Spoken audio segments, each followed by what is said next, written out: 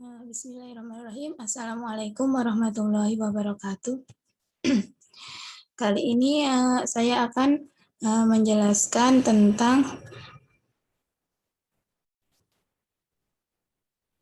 teknik analisis korelasional dan koefisien determinasi. Pembahasan yang pertama yaitu teknik korelasi produk momen. Definisinya, korelasi produk momen adalah salah satu teknik untuk mencari korelasi antar dua variabel yang sering digunakan. Teknik korelasi ini dikembangkan oleh Karl Pearson dan sering dikenal dengan istilah teknik korelasi Pearson. Besarnya nilai korelasi berkisar antara 0 sampai dengan 1. Artinya bahwa nilai korelasi itu paling tinggi adalah 1 dan paling rendah adalah 0. Nilai korelasi boleh positif atau negatif. Jadi di sini berkisarnya nilainya antara 0 sampai 1 ya. Paling tinggi 1, paling rendah 0. Tetapi kenapa di sini nilai korelasi boleh negatif, boleh positif.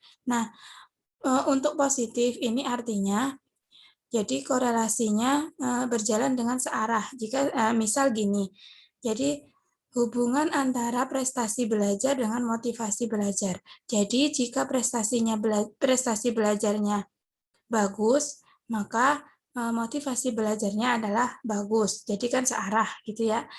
Kalau yang negatif itu misal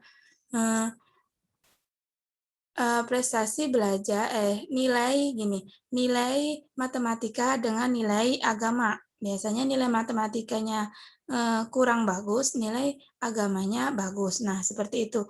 Tetapi nanti pasti diasumsikan positif ya, karena meskipun ketemunya adalah negatif. Hubungan antar variabel memiliki dua sifat, yaitu hubungan yang searah, yang positif tadi yang searah, dan hubungan yang berlawanan arah, yaitu yang ketemunya adalah nilai yang negatif. Seperti itu.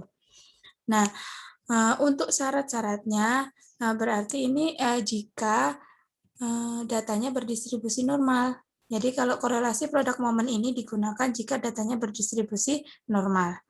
Kalau datanya tidak berdistribusi normal, kita akan melanjutkan pembahasan yang setelah ini. Nanti ada ya yang tidak berdistribusi normal. Jadi yang pertama, kalau kalian mendapatkan nilai mentah, berarti harus diuji dulu normalitasnya. Apakah normal atau tidak. Kalau normal, kita lanjut ke korelasi produk momen ini. Kalau tidak, nanti ada lagi pembahasannya ya. Nah, ini interpretasi terhadap nilai koefisien korelasi produk momen. Jadi, tadi kan berkisar antara 0 sampai 1.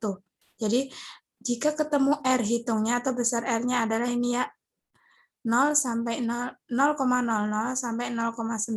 adalah sangat lemah atau sangat rendah. Bisa diabaikan atau dianggap tidak ada korelasi jika ini besarnya R-nya ketemunya ini. Jika 0 sampai 20, 0,20 sampai 0,39 berarti lemah atau rendah. 0 sampai 0,40 sampai 0,59 berarti interpretasinya sedang atau cukup. Yang keempat, 0,60 sampai 0,79 kuat atau tinggi, itu interpretasinya. Dan yang terakhir, 0,80 sampai 1,00 interpretasinya sangat kuat atau sangat tinggi. Saya ambil dari bukunya Sugiono tahun 2010. Ini untuk interpretasi. Nah, interpretasinya ini buat apa? Ini buat menyimpulkan nanti di akhir setelah ketemu nilai statistikanya. Nah, selanjutnya yaitu prosedur pengujiannya. Yang pertama, pasti ya untuk prosedur pengujian itu, yang pertama merumuskan formula hipotesis. H0-nya tidak terdapat korelasi positif yang signifikan antara variabel X dan variabel Y. Jadi kalau tadi saya misalkan X-nya prestasi belajar, Y-nya motivasi belajar, boleh. Nah, yang H1-nya yaitu terdapat korelasi positif yang signifikan antara variabel X dan variabel Y. Jadi H0-nya tidak terdapat, H1-nya terdapat. Atau bisa ditulis H0-nya rho sama dengan 0. Jadi untuk korelasi ini bisa dilambangkan dengan lambang rho. Ini adalah rho. Rho sama dengan 0, artinya tidak terdapat korelasi positif. Kalau H1-nya rho tidak sama dengan 0. Kalau tidak sama dengan 0 berarti kan terdapat.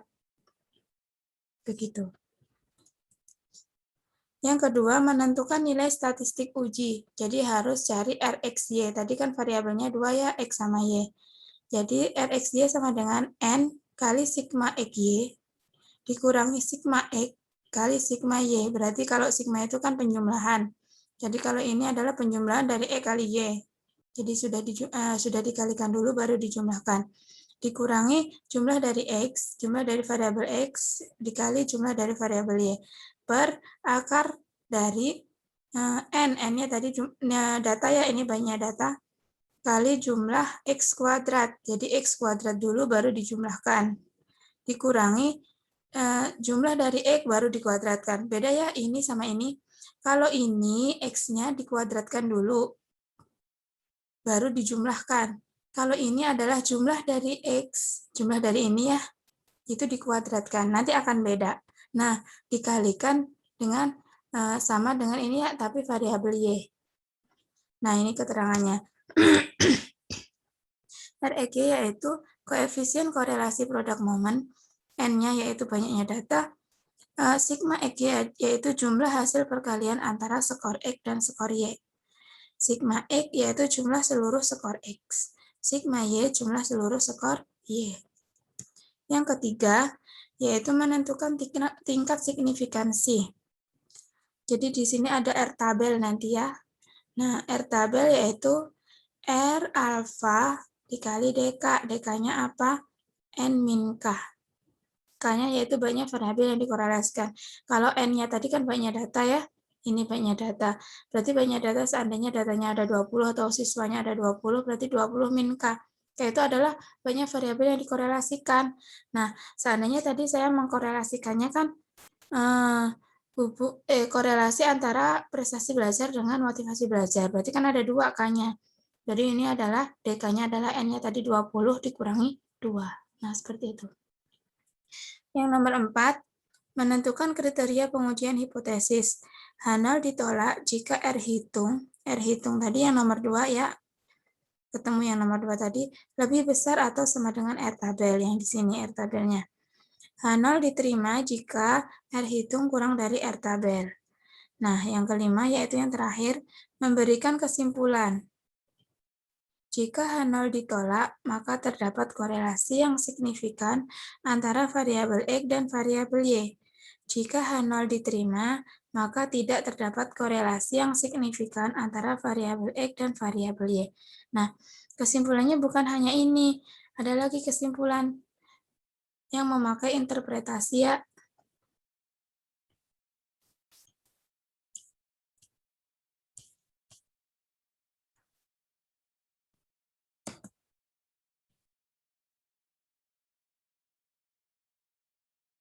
Jadi kalau kesimpulannya ini nanti ada lagi, nanti seperti contoh, nanti di contoh ada ya. Jadi kesimpulannya kalau yang di sini kan H0 ditolak atau H0 diterima, nanti ada lagi kesimpulan bagaimana interpretasinya tadi ya, yang sudah kita pelajari interpretasinya 0 sampai 1. Nah, sekarang saya sajikan yaitu tabel R, tabel produk momen persen. Nah, ini ya. Nah, jadi jika N-nya tadi, seandainya N-nya 10, DK-nya menggunakan 5, taraf signifikansi alfanya menggunakan 5%. Berarti ini ya, DK tadi kan ketemu dari N min K, gitu. Nah, kalau 5% berarti yang di sini. Nah, kalau DK-nya ketemunya 25, ini 5% berarti di sini. Nah, ini ada yang 11 sampai 20 sampai 24 ya, di sini ada.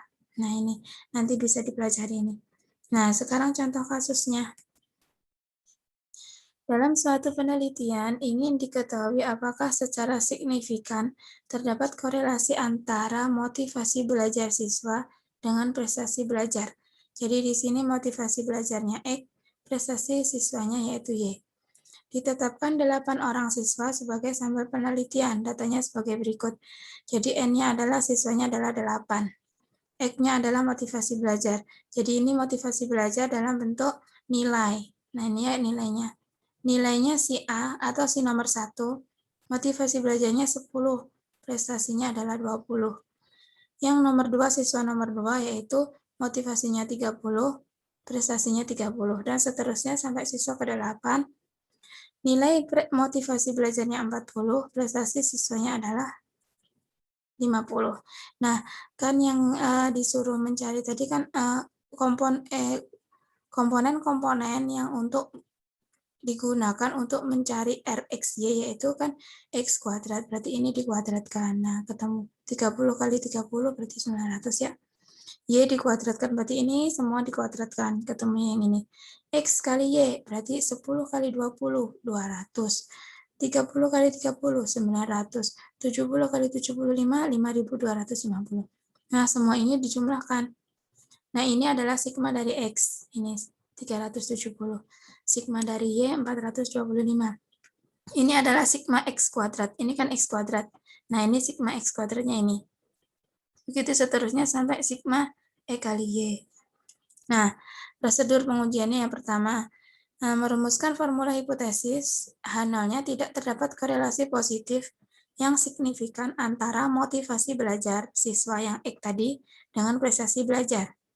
H1-nya berarti kebalikannya ya, terdapat korelasi positif yang signifikan antara motivasi belajar siswa dengan prestasi belajar. Nah, ini untuk formula hipotesis. Jangan lupa pokoknya semua uji harus ditulis formula hipotesisnya terlebih dahulu. Nah, yang kedua yaitu menentukan nilai statistik uji. Tadi kan sudah ketemu ya, sigma XY, sigma X, sigma Y, tinggal memasukkannya aja ya. Jadi ini dikalikan, tadi N-nya kan 8 kali ini, dikurangi. Perkalian sama pengurangan berarti dikalikan dulu, ini dikalikan, nah ini ketemu. Ini dikalikan ketemu. Nah yang bawah ini kali ini ketemu ini ya, ini kuadratkan. Nah ketemu. Nanti kalian pelajari dan RXY-nya ketemunya yaitu 0,83. Nanti bisa dilihat ya, tadi interpretasinya kalau 0,83 itu bagaimana interpretasinya. Nah, selanjutnya mencari R tabel. Tadi kan sudah ada ya tabelnya. Ditentukan alfanya 5%. DK-nya tadi kan berarti N dikurangi K. N-nya ada 8, K-nya ada 2, jadi 6. Nah, maka cari dulu, berarti DK-nya 6, alfanya yaitu 5%. Berarti cari dulu di tabel.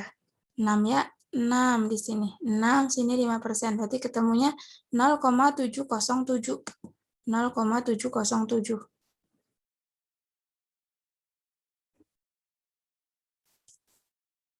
Nah, benar ya? R tabelnya yaitu 0,707.